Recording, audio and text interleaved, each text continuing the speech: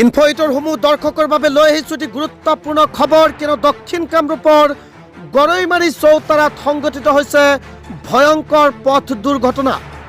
আমি জনাই আছোঁ ইনফোইটৰসমূহ দৰ্শকৰ বাবে এই গুৰুত্বপূৰ্ণ খবৰটো, কিয়নো দক্ষিণ কামৰূপৰ গৰৈমাৰী চৌতাৰাত সংঘটিত হৈছে ভয়ংকৰ পথ দুৰ্ঘটনা।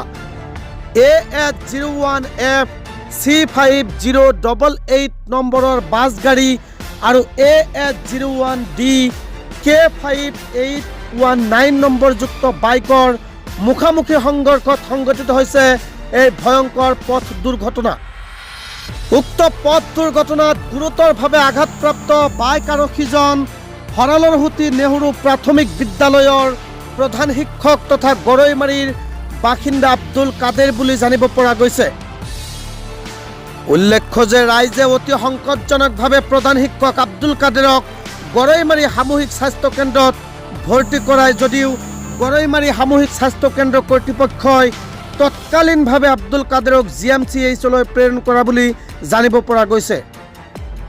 উল্লেখ্য যে ঘৰৰ পৰা স্কুললৈ আহোঁতে চৌতাৰাত দুৰ্ঘটনাত পতিত হৈছে হৰলৰহুটি নেহৰু প্ৰাথমিক বিদ্যালয়ৰ প্ৰধান শিক্ষক আব্দুল কাদেৰ। ইতিমধ্যে ঘটনাস্থলীত উপস্থিত হৈছে জোৰখিমুলি আৰক্ষী আৰু ঘটনাত সংঘৰ্ষ হোৱা বাছ আৰু বাইক জোৰখিমুলি আৰক্ষীয়ে জব্দ কৰা বুলি জানিব পৰা গৈছে। গুৰুতৰভাৱে আঘাতপ্ৰাপ্ত আব্দুল কাদেৰক সংকটজনকভাৱে GMCHলৈ প্ৰেৰণ কৰা হৈছে। আমি GMCHৰ পৰৱৰ্তী খবৰ পৰৱৰ্তী প্ৰতিবেদনত প্ৰকাশ কৰিম।